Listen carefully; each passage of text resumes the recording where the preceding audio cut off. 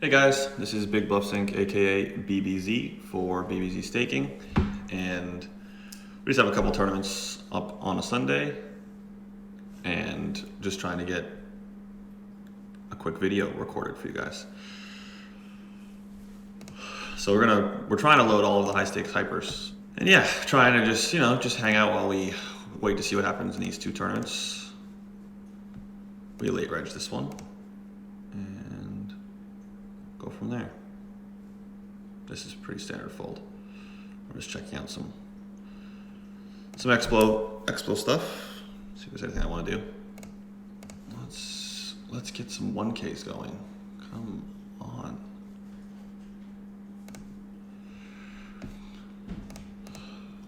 And let's just see if we pull hypers out if the turbos are running at high. Yeah, there's no turbo. There's no turbo lobby action going. So we're waiting for hypers. We are waiting for hypers. We're waiting for a spade. We'll take the jack though. We don't mind that one. We're gonna be felting this hand.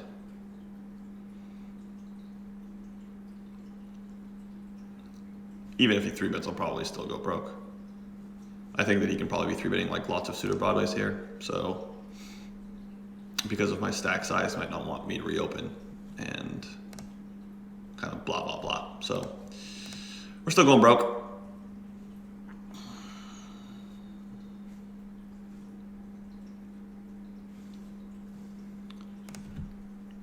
Didn't want to see them both call. The only time I really wanted to see them both call was when the flop had 2 9s on it. Then we definitely wanted them both to call. But when we see this flop, kind of, yeah, see, like this is kind of what I meant. Like I think he's got like a pretty wide 3-bet range, so it ends up working out for the video. He's kind of, he's got ace 9 offsuit. He's around where I thought he'd be. It's not bladed or anything. Yeah, I think I want to limp this here. This is just close between jam and like, not jam, basically. I'm only 15 effective with 1 stack, so I'm comfortable jamming. It's just jamming 10 big blinds twice and 15 once, so I'm all right with that. I do need a limping range here. I know it's really dense paired stuff. Like 6s or something. So I'm not really sure what to do. Like if I had offsuit ace jack, I wouldn't even think about it. I would just shove. I just don't have offsuit ace jack, which I think makes it closer. Between limp and shove. I actually need to have some checks here on this flop, and I think this hand's like a pretty solid one to check. I think it's like the way that I build my strategy at this stack depth. I'm not supposed to bet range, even though it kind of looks like a good idea. I'm not really supposed to do that, so.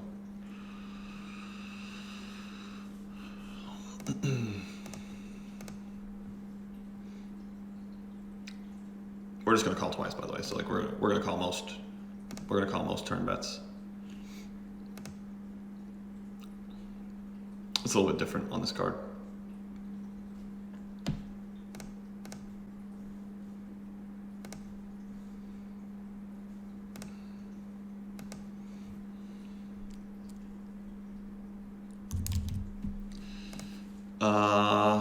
This is close.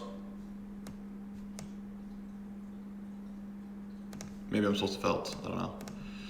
I'll explain this one in a second. I don't know the answer here. I'm not going to pretend like I know.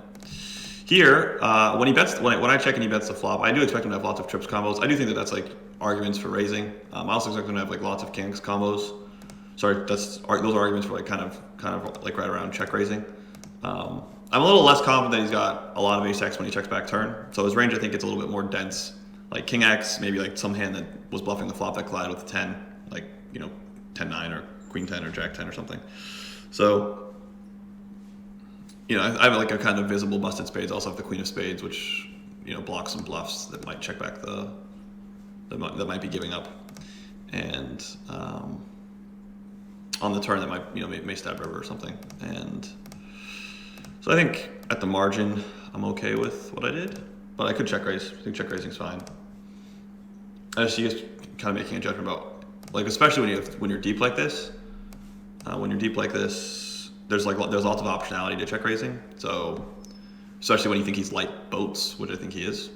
So when I think he's, I think his range is defined as being light boats, I can really scale up sizing here on the river when I check raise, and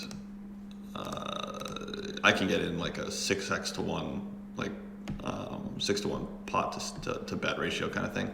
So like he bets and pot's got 1,000, and I can check raise like 7. I can check raise to a lot, and that makes check raising attractive, which isn't the option that I chose. But part of the reason for that is because I'm just not sure he's got enough ace-x in his range when he checks back the turn to like reopen the action a lot. I'm not sure if he just checks overwhelmingly when I check the river, and so it's it's dicey, it's close. I'm okay check raising, and I'm okay with like a really large overbet, which is what I did.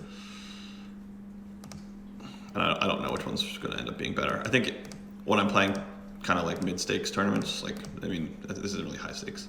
When you're playing at these levels, you see people check back like kind of high up because they're scared, and I don't know if that's good based on population over check raising, but I kind of doubt it. So that kind of leads me to overbetting. They also don't know how to think about like relative hand strength very well at these limits.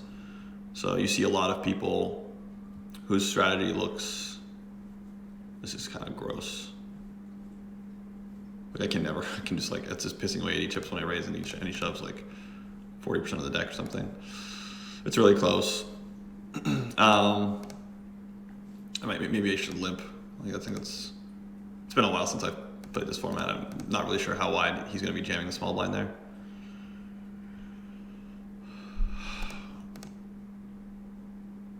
If he's going to jam enough, then limping becomes, irrelevant. But if he's going to walk him to try to leverage this distribution, which is a fine strategy, then limping becomes like a lot better, like very, very quickly, or min raising or something. Hopefully it won't matter. This is very standard, so nothing to really talk about. Sucks to get called. It's nice to win. Very standard hand though. Man, I can't believe that these 200s and 300s and 500s didn't pop. Like we were getting to 5 people, and now we're down to 1, and one other reg. Like that's no fun. I think the ISO range here pre-flop is going to be more polarized than this. Fuck, I have to check my 5 big blind calling ranges out. I haven't looked at them in ages.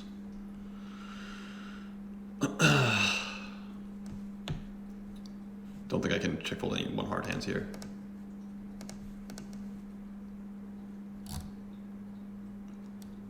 So I'll be the first to admit that like these videos are going to make mistakes. We're playing a wide range of stack depths, and this isn't like playing cash where like I just have to memorize like one tree, or like try to understand it in a deep way like one tree. I have to, playing tournaments, sin goes, varying stack depths. There's a lot more information that you have to have a mastery of. And so like all of the play is going to be, I think like all of my play is going to be kind of necessarily imprecise, but hopefully approximately right. And so, we're going for the approximately right. It's better than being precisely wrong kind of mantra.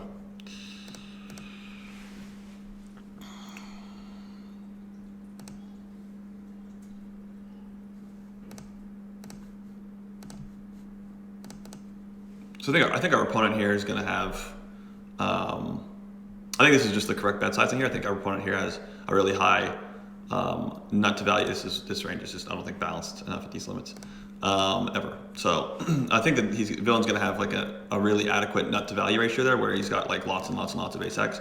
But I think he check calls the flop with like 7s, 8s, 9s, 10s, and things as well. And I think that the way to drive in money against those types of combos is through smaller bet sizing strategies, and that's what I'd be using with my value bets as well as my bluffs. And I can, as a result of that type of a bet sizing strategy that's balanced, I can include some of the thinner value bets in my range, like the hand that I had. And then when he raises, I just don't. I mean, I don't really think that. I don't think he's too bad. Like he's got such adequate ace-x coverage, and it's so easy for him to 2-bet ace-x, and it's so easy for him to 2-bet those types of combos. I think it's really relatively challenging for him to find bluffs, and so I think that even though I'm getting an extraordinarily good price, the fact that I'm dead against ace-x, and then the way that, like with how much coverage I think he has there, I think he's going to struggle to find the appropriate ratios, even though the bet sizing is really small. And as a result, I think I'm going to struggle to get the right odds not to fold. All right, guys, we will call it here for a while because there are no tables up and there's no table that's about to pop. So we will call it here. And I hope you guys enjoyed the video. And you know, there weren't too many like really complicated ideas that came up, but there were some interesting spots for sure.